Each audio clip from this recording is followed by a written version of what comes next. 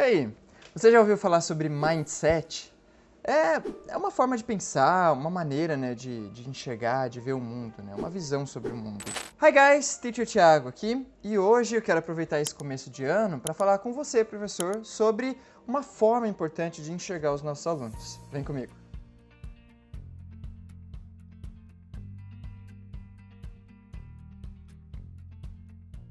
É no começo do ano que nós ajustamos, né, os nossos planos, as nossas metas, avaliamos um pouco, né, o nosso trabalho, o nosso ponto de vista, nossas convicções, não é mesmo? Então é a época perfeita para falar com vocês sobre uma forma de enxergar os nossos alunos, esse tal de mindset, legal?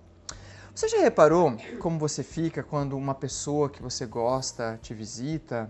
Quando seu namorado, sua namorada te liga? As pupilas dilatam, o coração pulsa um pouquinho mais rápido, a voz fica mais macia também. Parece que você está flutuando, não é mesmo?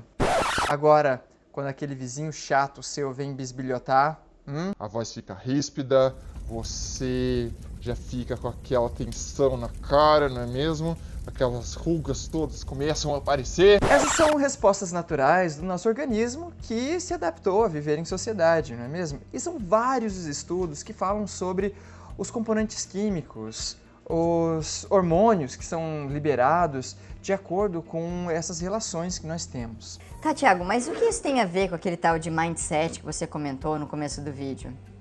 É que muitas vezes esse comportamento ele vem de maneira inconsciente. Aquela tal de química, né, entre casais e duplas de vôlei, não é mesmo? Ou o santo que bate ou não com o colega novo, com fulaninho X ou Z. E eu já vi isso acontecer muitas vezes em sala de aula. Você acredita que o Francis Clayton aprontou de novo em sala de aula? Eu não sei o que acontece. O santo dele parece que não bate com o meu. Ah, a Mariazinha é fogo. Já falei 1 milhão de vezes pra ela, mas parece que ela não presta atenção. Meu Jesus amado. Bem, e eu sei que apesar de muitas pessoas, né, reprovarem esse tipo de comportamento, né, seja em sala de aula ou fora dele, é, de novo, algo natural, né? O nosso cérebro, ele tem essa mania de etiquetar as coisas porque fica mais fácil da gente lidar com isso, não é mesmo? E é aqui que entra aquela mudança no mindset que eu comentei, daquele ponto de vista que nós temos, tá? Uma coisa é falar da boca para fora, né, um desabafo, né, de que o Francis Clayton, né, foi difícil, né, que a gente teve um dia difícil com o Francis Clayton, mas o perigo é você fechar a porta, né, uma oportunidade, porque o Francis Clayton, a Mariazinha, te dão mais trabalho. Eu lembro de estar no meu estágio no último ano, né, na verdade, e acompanhando uma professora de inglês dentro da sala de aula, né. Ao final das horas de observação, eu ia ter que realizar uma aula modelo junto com eles e essa professora, super solícita comigo inclusive, ela veio para me dar algumas dicas. Olha, Thiago, tá vendo aquele lá no fundo? Não se incomoda muito com ele não, viu? Ele tem problema com drogas, aquele outro ali, olha, o pai saiu de casa, é cuidado pela tia, o outro ciclano ali, nunca aprende, tá sempre dormindo em sala de aula. E o mais engraçado de tudo é que por mais que eu sentisse que ela estava sendo solícita comigo, parecia que ela não sabia que os alunos estavam ali, do lado dela. Mesmo ela falando numa voz um pouquinho mais baixa, com certeza alguém ouviu. Agora imagina se fosse você sentindo que não é muito bom em alguma coisa, mas existe lá no fundo aquela fagulha dizendo não, que você tem que tentar, que você tem que fazer.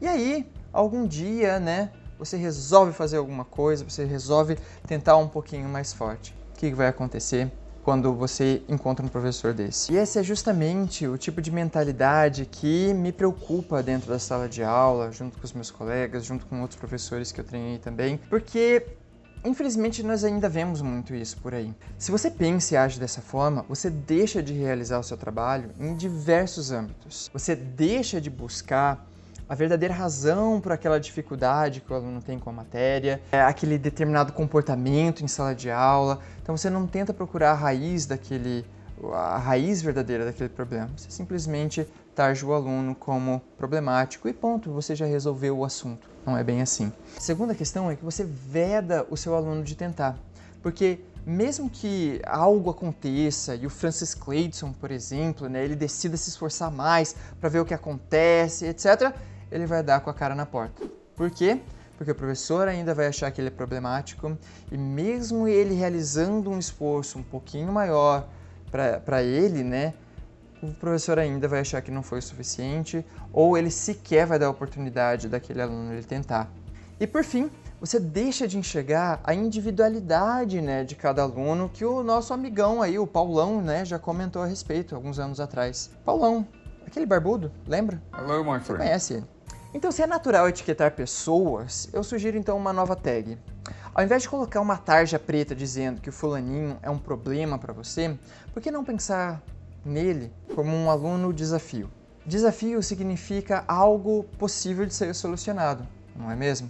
Então, você trabalhando esse tipo de mentalidade, você cumpre com aquele seu papel de não só dar oportunidades, né, para o seu aluno, chances para esse aluno, né, que apresenta alguma dificuldade, como também você procurar, né, de maneira racional, encontrar a raiz daquele problema e uma maneira diferente de ajudar aquele aluno seu. E sim, eu sei que é complicado a gente falar a respeito de tarjar pessoas, né? E se você consegue trabalhar de uma maneira muito racional contra, né, a nossa fisiologia, isso é excelente já para o seu trabalho. Mas se não é possível, talvez esse começo seja interessante e também, né, sempre criar esse alerta para toda vez que você se pegar, porque isso vai acontecer, gente, querendo ou não, você se pegar tarjando uma pessoa, você parar e rever todo esse seu conceito, legal? E para encerrar então, duas palavrinhas aqui do que o nosso Paulão, você lembra do Paulão, certo? Comentou a respeito sobre a nossa profissão. Número 1 é que ensinar não é simplesmente transferir conhecimento, né? Mas sim você criar oportunidades para a produção e para a construção do mesmo. E a segunda é que, no fim das contas, uma das condições necessárias a se pensar certo é não estarmos demasiado certos de nossas certezas. Sempre reveja o seu processo, sempre reveja a sua maneira de ver o mundo, de pensar. I'll see you the next time. Bye!